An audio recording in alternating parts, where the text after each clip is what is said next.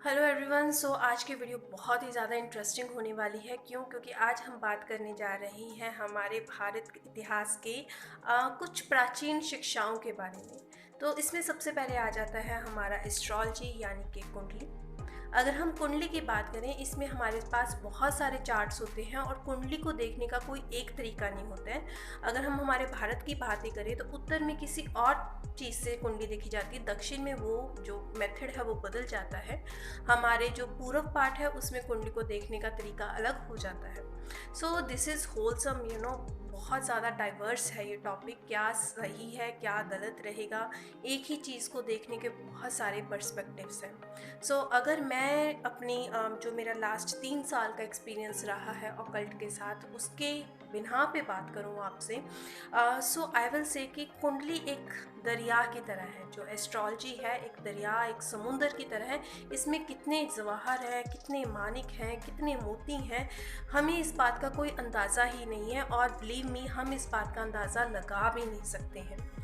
Because I always believe कि कुंडली के हर क्वेश्चन में, हर प्रॉब्लम में उसका सॉल्यूशन छुपा हुआ होता है, प्रोवाइडेड जो एस्ट्रोलॉजर है उस चीज़ को देखें। Okay, the second very thing important is कि हमेशा याद रखिएगा, अगर भगवान एक दरवाज़ा बंद करता है तो उस एक दरवाजे को बंद करने से पहले 4 दरवाजे खोलता है। सो अगर आप कुंडली को लेके कोई भी आपके दिमाग में कुछ चल रहा है, so always be a researcher in the sense के आप उस चीज़ की डिटेल में जा रहे हो, उस चीज़ की डेप्थ में जा रहे हो, वो बहुत इंपॉर्टेंट हो जाता है। इसमें जो मेजर होते हैं वो 2 चार्ट्स होते हैं। सबसे पहले आ जाता है हमारा लगन चार्ट, उसके बाद आता है नवमांस चार्ट, सूर्य चार्ट भी होता है, और इसी तरह और भी कई चार्ट्स आ जाते हैं, D1, D2, D3, D4, D5, D6, D7, D8, D9, D10 till D20। और भी मतलब बहुत चीज़ों से हम देख सकते हैं। हम लाल किताब का भी प्रयोग करते हैं कुंडली को देखने के लिए। सो ज्योतिष बहुत गणनाएं करते हैं, ये बहुत एक डाइवर्स सब्जेक्ट है। तो सबसे पहले आप ये बात मान के चलिए, अगर आप मुझसे ये क्वेश्चन करो कि क्या हमें कुंडली में बिलीव करना चाहिए, so obviously its answer is yes. Why? Because हमें नहीं पता है, आज भी हम समुंदर की गहराइयों को नहीं नाप सके हैं, तो इसका मतलब ये नहीं है समुंदर एग्जिस्ट नहीं करता है, या समुंदर के बीच में की जो चीज़ें हैं वो एग्जिस्ट नहीं करती हैं। वो एग्जिस्ट कर रही हैं, हम नहीं उस चीज़ को कैलकुलेट कर पा रहे, डज नॉट मीन कि वो चीज़ एग्जिस्ट ही नहीं करती है। सो प्रोवाइडेड आप एक नॉलेज क्यूरियस पर्सन हो, आप जानना चाहते हो चीज़ों को, तो आपके लिए जो एस्ट्रोलॉजी है वो वर्क कर सकती है। अब हम दो चीज़ों के लिए आई थिंक कुंडली को मोस्ट प्रोबेबली जो हम लोग हैं वो देखते हैं। सबसे पहले आ जाता है करियर, दूसरा आ जाता है मैरिज।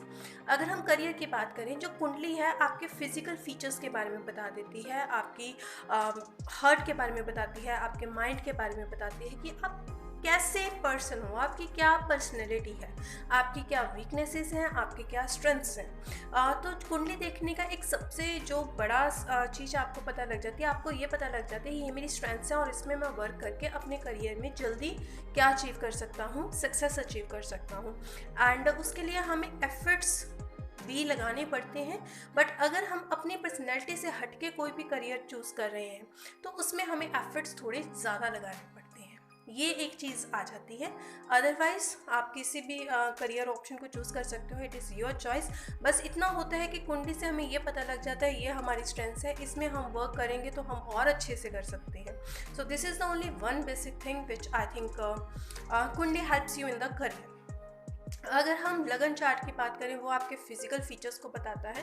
फिजिकल फीचर्स एक ऊपरी दिखावट होती है। क्या होती है? ऊपरी दिखावट, कि आप कैसे दिखते हो, आपका क्या आई साइट कैसी है, आपका बोलने का तरीका कैसा है, आपकी क्या हाइट रहेगी, आपका क्या फेस रहेगा, आपकी कैसी आइज़ रहेंगी, आपके कैसे बाल रहेंगे, आपका जो ब्लड सर्कुलेशन है वो कैसा रहेगा, आप ज़्यादा डिजीज़ से ग्रस्त तो नहीं रहेंगे। तो ये सब चीज़ें आपको आपके लगन चार्ट से पता लग जाती हैं। अब हम बात करते हैं, जैसे कि हमने सुना हुआ है, नेवर जज any book by its cover only, right? कि बुक के अंदर देखो, बुक को पढ़ो, फिर उस बुक को जज करो कि इट इज़ राइट और इट इज़ रॉन्ग। तो सिमिलरली हमारे पास आ जाता है नवमांस चार्ट, वो है आपका सोल। अगर कोई भी ग्रह या कोई भी प्लैनेट आपका लगन चार्ट में अच्छा काम नहीं कर रहा है, आपका लगन चार्ट में अच्छा काम नहीं कर रहा है, don't worry, don't worry at all. Y?